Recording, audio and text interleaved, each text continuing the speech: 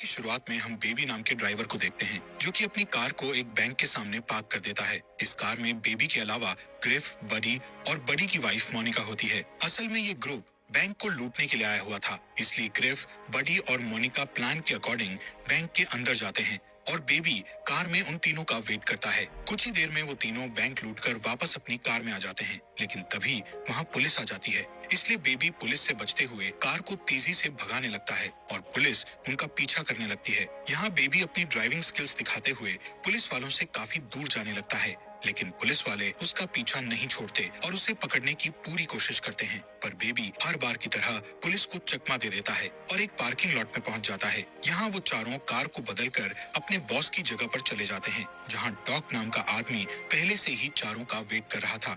असल में डॉग एक क्रिमिनल मास्टरमाइंड होता है जो शहर के बैंक्स को लूटने के लिए प्लानिंग करता है और लोगों को हायर करके उनसे चोरी करवाता है। खैर, यहाँ डॉग देखता है कि उसके लोगों ने बैंक लूट लिया है और बेबी की ड्राइविंग स्किल्स के कारण इस बार भी पुलिस उन्हें नहीं पकड़ पाई। इसलिए डॉग खुश होकर चारों को उनका हिस्सा देने लगता है। तब ग्रिफ डॉग से कहता है कि आखिर तुम इस ड्राइवर को हिस्सा क्यों दे रहे हो, जबकि पूरा काम हम तीनों ने अकेले किया है और बेबी ने सिर्फ कार चलाई थी। जिस पर डॉग कहता है कि तुम तीनों बेबी की वजह से ही जिंदा हो। अगर तुम सबको बेबी सही समय पर वहाँ से नहीं निकालता तो पुलिस तुम्हें पकड़कर जेल में डाल देती। ये सुनकर ग्रिफ डॉग की बात को समझता है, जिसके बाद ग्रिफ बेबी का मजाक उड़ाते हुए डॉग से कहता है कि बेबी बहुत अजीब है, जो कुछ भी बोलता नहीं है और हर टाइम गाने सुनता रहता है। तभी ग्रिफ बेबी के चश्मे को हटा देता है, जिससे बेबी अपनी जेब से दूसरा चश्मा निकालकर पहन लेता है। ये देखकर बड़ी भी उसका मजाक उड़ाने लगता है। खैर, थोड़ी देर बाद सभी लोग वहाँ से जाने लगते हैं। तब डॉग बेबी से उसके सारे पैसे ले लेता है। यहाँ हमें पता चलता है कि बेबी के ऊपर डॉग का बहुत कर्जा है, इसलिए वो हर काम के बाद बेबी से उसका सारा हिस्सा ले लेता था। यहाँ डॉग बेबी से कहता है कि अब तुम्हें मेरे लिए सिर्फ एक और काम करना है, जिसके बाद तुम्हारा कर्जा पूरा हो जाएगा। साथ ही डॉग हर बार की तरह बेबी को पैसों की एक गड्डी देता है और वहाँ से चला जाता है। इधर बेबी भी अपने घर आ जाता है और उस गड्डी को अपने सीक्रेट जगह पर छुपा देता है। इसके बाद हमें पता चलता है कि बेबी एक अनाथ है, इसलिए उसने जो नाम के आदमी को अडॉप्ट किया है, जो एक अपाहिज है और वो सुन नहीं सकता। इसलिए बेबी हमेशा उसकी देखभाल करता है और उसे अपना फादर मानता है। यहाँ बेबी के पास हम एक टेप रिकॉर्डर देखते हैं। असल में बेबी कहीं भी जाता है तो वो उस जगह की रिकॉर्डिंग करता है और घर पर आकर उस रिकॉर्डिंग का म्यूजिक बनाता है। इसलिए आज बेबी डॉग की आवाज पर म्यूजिक बनाता है, जिसे उसने आज ही के दिन रिकॉर्ड किया होता है। इसके बाद बेबी एक कैफे में जाता है। इस कैफे में काम करने वाली लड़की डेबोरा को बेबी बहुत पसंद करता है, इसलिए वो इस कैफे में रोज आया करता था। साथ ही डेबोरा को देखने से लगता है कि वो भी कहीं न कहीं बेबी को पसंद करने लगी थी, क्योंकि जब भी बेबी कैफे में आता था तो वो उसे देखकर बहुत खुश हो जाती थी। एक दिन बेबी को डॉग का फोन आता है, जो बेबी को उसके न्यू मिशन के लिए रेडी होने को कहता है। इसलिए अगले दिन वो डॉग की जगह पर जाता है, जहां डॉग उसे अपने नए ग्रुप से मिलाता है, जिसमें एडी, जेडी और बैट्स नाम के 3 क्रिमिनल होते हैं और बेबी को अपना अगला मिशन इन तीनों लोगों के साथ करना था। यहाँ बैट्स और उसके दोनों साथी बेबी के चश्मे और ईयरफोन के कारण उसका काफी मजाक उड़ाते हैं, पर बेबी उन्हें कुछ भी जवाब नहीं देता है, क्योंकि बेबी को बहुत कम बोलने की आदत होती है। तभी डॉग उन तीनों क्रिमिनल्स को बताता है कि बेबी को टिनिटस नाम की बीमारी है, जिसमें इंसान के कान बजते रहते हैं, इसलिए बेबी हमेशा सॉन्ग सुनता रहता है। ये सुनकर वो तीनों बेबी का मजाक उड़ाना बंद कर देते हैं। फिर डॉग चारों को अपने प्लान के बारे में बताता है। डॉग की प्लानिंग सुनने के बाद चारों एक बैंक को लूटने के लिए निकल जाते हैं। थोड़ी ही देर में वो सभी उस बैंक तक पहुंच जाते हैं और बैट्स अपने लोगों के साथ बैंक के अंदर चला जाता है। पर जैसे ही वो बैंक लूटकर कार में बैठते हैं तो एक अनजान आदमी उन पर शूट करने लगता है, जिससे बेबी जल्दी से अपनी कार को भगाने लगता है। पर वो अनजान आदमी अभी भी उनका पीछा कर रहा होता है, इसलिए बैट्स उस आदमी को शूट करके उसे मारने की कोशिश करता है। लेकिन बेबी जल्दी से उस अनजान आदमी से दूर चला जाता है, क्योंकि वो नहीं चाहता था कि बैट्स उस आदमी को जान से मार डाले। इसके बाद उनकी कार एक ट्रैफिक में फंस जाती है, इसलिए वो चारों एक औरत की कार छीनकर वहां से भागने लगते हैं, जिस दौरान उन्हें एक पुलिस कार दिखाई देती है। पर बेबी पुलिस से बचकर पार्किंग लॉट में पहुंच जाता है, जहां पहले से ही उनकी 2 कार रखी हुई थी। इसलिए वो चारों उन दोनों कार्स को लेकर सीधे डॉग के पास पहुंच जाते हैं। तब बेबी सबके लिए कॉफी लाता है और देखता है कि वहां जेडी नहीं है। वो बैट्स से जेडी के बारे में पूछता है, जिस पर बैट्स कहता है कि उसने अपनी गन को रास्ते में गिरा दिया था, जिस वजह से हम सभी फंस सकते थे, इसलिए मैंने उसे मार डाला। ये सुनकर बेबी शॉक हो जाता है, लेकिन ये बेबी का लास्ट मिशन था, इसलिए वो जेडी के मर्डर वाली बात के बारे में ज्यादा नहीं सोचता। अब बैट्स और एडी अपना अपना हिस्सा लेकर चले जाते हैं। इधर डॉग हर बार की तरह बेबी से उसका हिस्सा ले लेता है और उसे सिर्फ एक गड्डी देता है। साथ ही वो बेबी से कहता है कि तुमने तुम्हारा पूरा कर्जा चुका दिया है, इसलिए अब तुम आजाद हो। पर तभी डॉग बेबी को आखिरी काम करने का कहता है, जिसमें उसे जेडी की लाश और उस कार को ठिकाने लगाना था। इसलिए बेबी जेडी की लाश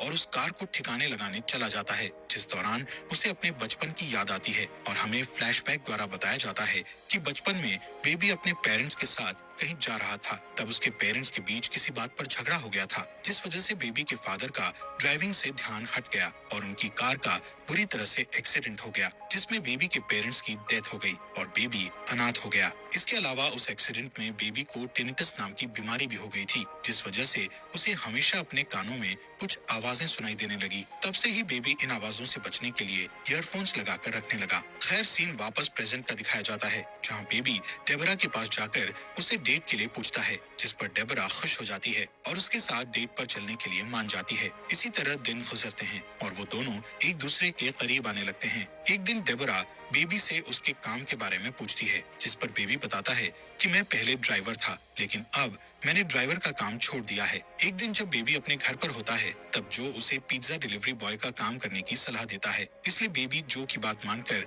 डिलीवरी बॉय की जॉब करने लगता है। कुछ दिनों के बाद बेबी और डेबरा डिनर डेट पर जाते हैं। इस रेस्टोरेंट में डॉग भी मौजूद होता है, पर बेबी डॉग को इग्नोर करने लगता है। लेकिन डॉग जब बेबी को देखता है तो वो उसे अपने पास बुलाता है। डॉग बेबी से कहता है कि तुम्हारे जाने के बाद मेरा कोई भी काम सही नहीं हो रहा है, क्योंकि तुम मेरे लिए बहुत लकी थे। तभी डॉग कहता है कि मैं चाहता हूँ कि तुम फिर से मेरे साथ काम करने लगो, लेकिन बेबी डॉग के साथ काम करने से मना कर देता है, जिस पर डॉग कहता है कि मुझे पता है कि तुम्हारे पास पैसे नहीं हैं और तुम डिलीवरी बॉय का काम कर रहे हो।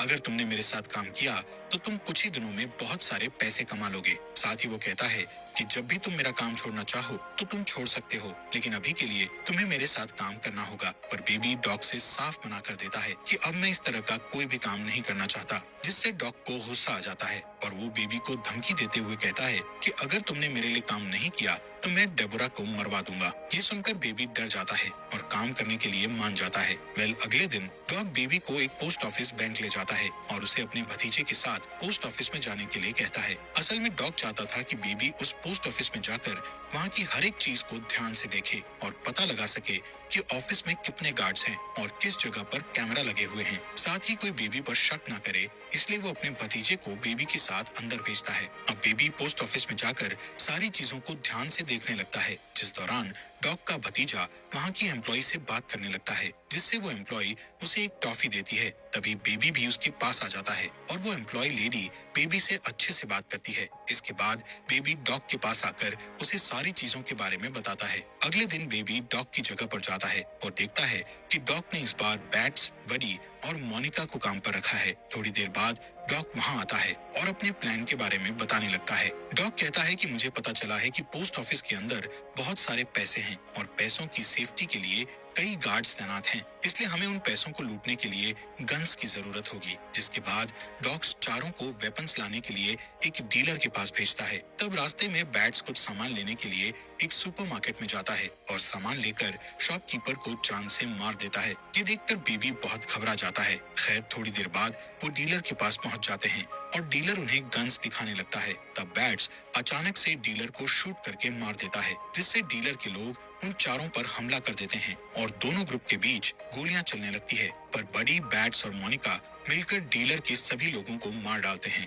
तब बडी और मोनिका बैट्स पर गुस्सा होकर उससे पूछते हैं कि आखिर तुमने डीलर को शूट क्यों किया, जिस पर बैट्स कहता है कि डीलर के साथ एक पुलिस वाला था और अगर हम उन्हें नहीं मारते तो वो हमें अरेस्ट कर लेते। जिसके बाद चारों डॉग की जगह पर जाने लगते हैं, जिस दौरान बैट्स डेबरा के कैफे के पास कार रोकने के लिए कहता है, लेकिन बेबी को डर था कि कहीं बैट्स डेबरा को मार न दे, इसलिए वो अपनी कार नहीं रोकता। पर बैट्स जबरदस्ती कार को कैफे के पास रोकने का कहता है और फिर चारों कैफे के अंदर चले जाते हैं। यहाँ डेबरा सबका ऑर्डर लेती है और बेबी को देखने लगती है, लेकिन बेबी एक बार भी डेबरा को नहीं देखता है, क्योंकि वो नहीं चाहता था कि किसी को भी उसके और डेबरा के रिलेशन के बारे में पता लगे। साथ ही डेबरा भी समझ जाती है कि बेबी अभी अपने काम पर है, इसलिए वो ऑर्डर लेकर वहाँ से चली जाती है। इसके बाद जब डेबरा उनसे बिल मांगती है तब बैट्स डेबरा को मारने के लिए अपनी गन निकालने लगता है। ये देखकर बेबी बैट्स के हाथ को पकड़ लेता है और डेबरा को बिल पे कर देता है। चारों के जाने के बाद डेबरा देखती है कि बेबी ने उसके लिए एक मैसेज छोड़ा है